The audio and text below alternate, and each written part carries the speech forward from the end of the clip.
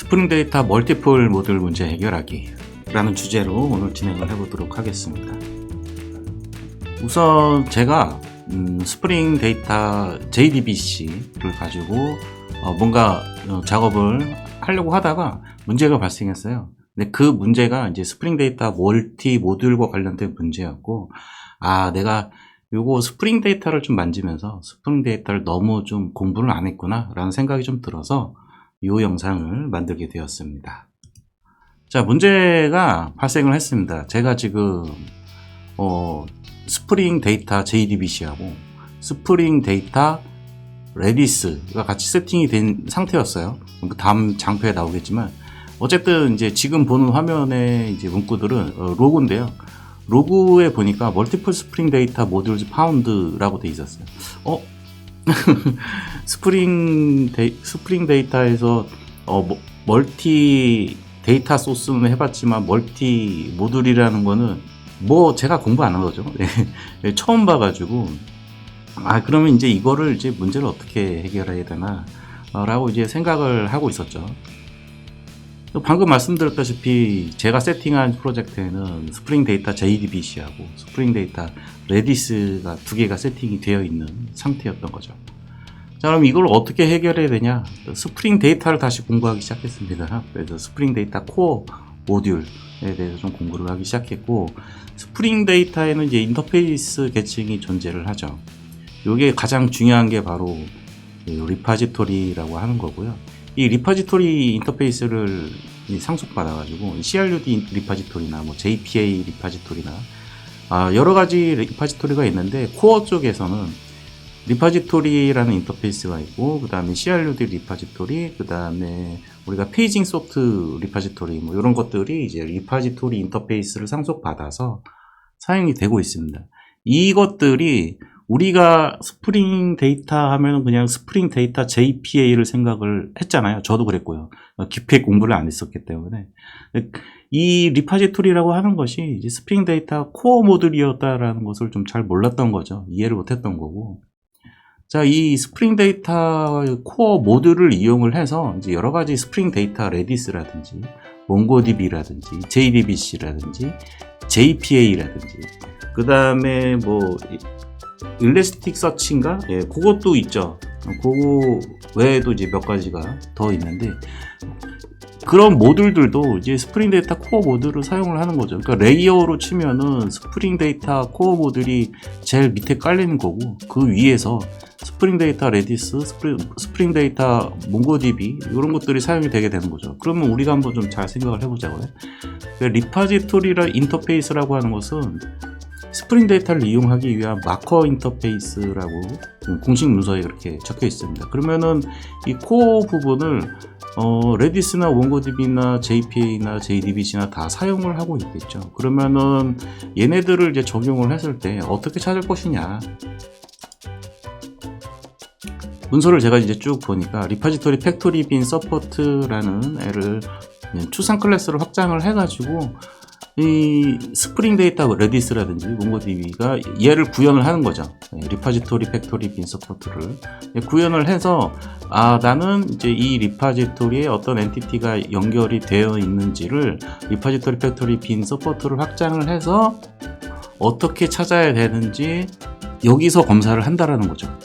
자, 그래서 스프링 데이터 모듈을 이제 새로 만든다고 하는 것은 제가 이제 노란색으로 이제 표시를 해놨지만 자체 인터페이스를 만들고, 그 다음에 JPA면은 이제 엔티티 어노테이션을 이용하고, JDBC 같은 경우에는 테이블을 표시하게끔 해야 된다라는 거죠. 이런 표시가 없으면은 스프링 데이터 JDBC에서는 만약에 테이블 어노테이션이 없다면, 붙어 있지 않다면 스프링 데이터 JDBC는 어떤 엔티티를 바라봐야겠지. 스프링 데이터 JDBC가 가지고 있는 리파지토리가 물론 우리가 자바 클래스로 명시를 해놓긴 했지만은 테이블 어노테이션이 붙어 있지 않기 때문에 정확하게 어떤 테이블을 바라봐야 될지 모른다는 거죠. 스프링 데이터 JPA의 경우라면은 엔티티 어노테이션을 붙이지 않으면 스프링 데이터 JPA에서 연결된 엔티티가 클래스는 명시가 되어 있지만 어떤 테이블이랑 연결이 되는지 엔티티 어노테이션을 붙여줘야지만 알 수 있다.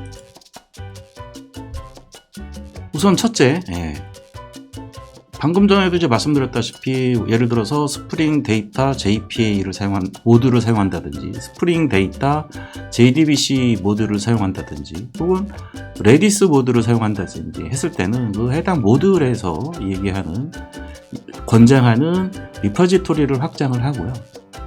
그러니까 JPA에서는 JPA 리퍼지토리를 확장하고 레디스에서는 레디스 리퍼지토리를 확장하고 두 번째로 각각의 이제 데이터 모듈들에서 요구하는 어노테이션들이 있을 겁니다. 그래서 JPA 같은 경우에는 엔티티 어노테이션을 붙이고 JDBC 같은 경우에는 테이블을 붙이고요. 우리가 JPA를 사용을 하다 보면 엔티티랑 테이블 두 개 다 붙이는 케이스가 있죠. 두 개가 동시에 이제 붙어 있을 때 데이터 JPA에서는 어떻게 해결을 할 것이냐, 얘가 JPA에서 사용한 애야 라는 판단은 아까 전에 전장에서 보여드렸던 서포트 있죠, 거기서 결정이 나는 거고, 어쨌든 이렇게 각 데이터 모듈에서 JPA 모듈, JDBC 모듈, 몽고DB 모듈, 레디스 모듈 이런 것들에서 이제 권장하는 가이드를 따라서 작성을 해주면 되는 거였죠. 그래서 저 같은 경우에는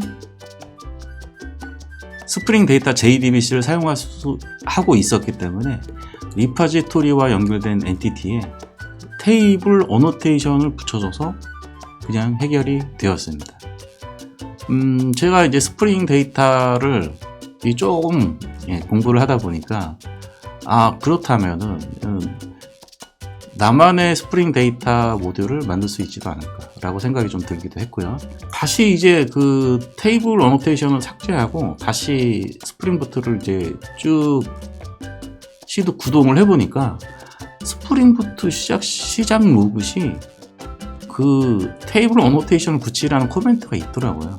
제가 그거를 못 받고 이제 로그 초창기에 스프링부트가 쭉 로드가 될 때 여러 가지 로그들이 쌓이는데, 그때 이제 스프링 데이터 관련 로그가 이거 스트링 모드로 구동이 되니까 어노테이션, 테이블 어노테이션을 붙여주세요 라는 로그가 있었더라고요. 이걸 대체 왜 문제를 다 해결하고 나서 공부를 한참 하고 나서 이제 공부를 하니까 눈에 보이더라고요.